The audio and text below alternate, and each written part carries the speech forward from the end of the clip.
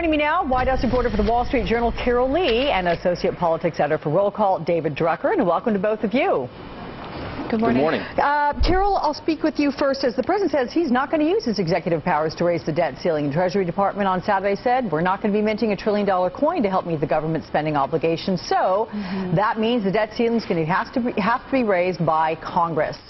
How ugly is this fight going to get? I agree with Peter, it's probably going to be worse than what we saw in 2011. You know, despite the White House has been very casual about this, saying, you know, the president's not going to negotiate over the debt ceiling.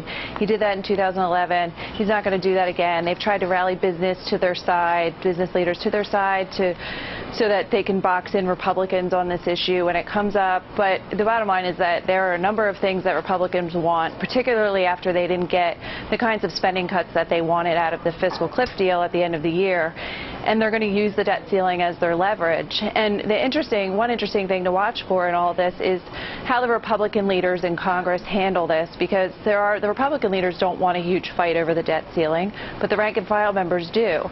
And so how they navigate that is going to have a huge impact on how this plays out. But it's going to be a tremendous fight. And the idea that the president's going to not get to negotiate over the debt ceiling is just, it's not going to happen. Well, you know, to that end, what Carol's saying, David, there are some in the GOP who have suggested a partial government shutdown may be needed to get the spending cuts that they want. You think that's where we're headed?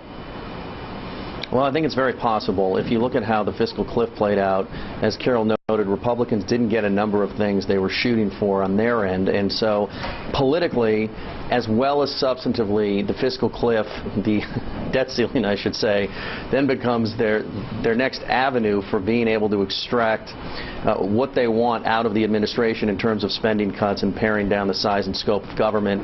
And if you look at this from a Republican's point of view, not only do they want to get things substantively because of where they feel the country is at from a debt perspective and a spending perspective, politically there is no motivation, there's no reward for them simply backing down and unilaterally giving the president what he wants. And therefore, I do expect this to be a very tough battle, even though the public may side with the president on this. It doesn't give Republicans have nothing to gain by simply giving him what he wants, and I think that they're preparing to go to the mat. And I think one of the reasons they've talked about a partial government shutdown is they're trying to, in a sense, prepare the country for what they're willing to do and to send a message to the president that they're not afraid of this, even though it could be politically very treacherous. Carol, I'm curious, looking ahead to Tuesday, we have the remaining $50 billion in Hurricane Sandy relief. That's heading to the House floor. There are some fears, certainly legitimate ones, that the relief could be stalled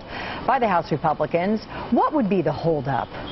Well, again, it comes back down to spending, and there are some House Republicans who want the disaster relief to be linked to either spending cuts or some reforms in the way the government hands out aid. I mean, typically these things aren't really fights. When something is considered an emergency for disaster relief, it's not usually used to get spending cuts to offset it. And so we're now in a situation where, again, Republicans are wanting to make an issue of spending cuts, and they're looking at this disaster relief as a potential place to do that. And, you know, they were somewhat embarrassed at the beginning of the year when the Speaker Boehner sent them home and they didn't vote on this. And again, it's another instance where the Republican Party is a little divided on this, because you had some, you know, particularly Governor Chris Christie of New Jersey, but then also some House Republicans in the New York area who were really adamant about that this was not the right way to play this game, and then eventually the House Republicans had to come back and vote on that package. This is the second piece of that, and there are some Republicans who are willing to again fight to try and get some spending cuts or reforms in the way aid is handed out. Okay, well, to your point about, look, we've gone through this before in terms of dealing with disasters. They're the victims of Superstorm Sandy, which held the rallies this weekend. They're pushing Congress to pass this relief package. They point out it took 10 days for Congress to pass aid for Katrina victims. In fact, listen to this. Here we stand, victims of Sandy, 75 days later, still waiting. We are suffering. Families are homeless.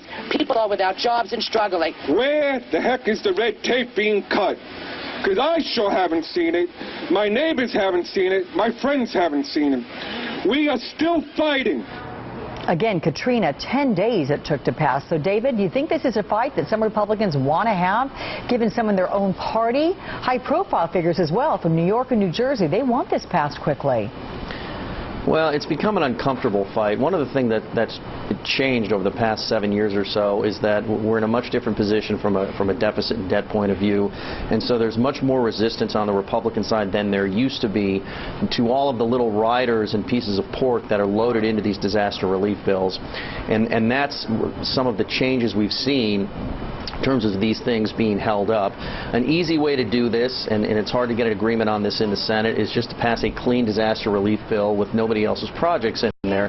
Having said that, Republicans need to be careful. There are a number of Republican House seats in New Jersey and New York that could be threatened if Republicans are perceived as holding up aid to Sandy. And it's just not anywhere they really want to be when they're trying to focus on a debt ceiling fight, or at least they should be. And I think from a political point of view, and even substantively, they have much bigger things to go after and try and accomplish than being perceived as callous when you have so many people in the Northeast that don't have functional homes in the dead of winter.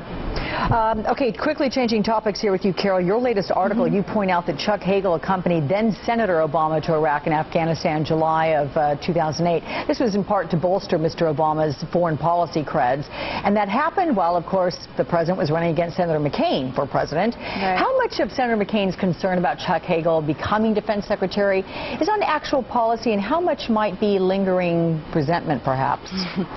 Well, it's a little bit of both, right? It's classic Washington. There are certainly policy differences between the two, particularly on Iraq. But, when Senator Hagel took Senator Obama, went with him to Iraq and Afghanistan in the middle of the 2008 campaign, it really angered Senator McCain. Senator Hagel didn't come out and explicitly endorse Barack Obama, but that trip was seen as an endorsement. If you'll recall, Obama was trying to get some foreign policy credentials and build up that resume, and McCain certainly had that. So, it's a mixture for sure. Yeah. David, do you think Chuck Hagel will be confirmed? I think it'll be confirmed. I think it'll be rough, and Republicans will use it, as well as some Democrats. But I think ultimately he gets confirmed. Okay. Carol Lee and David Drucker, good to see you both. Thanks so much.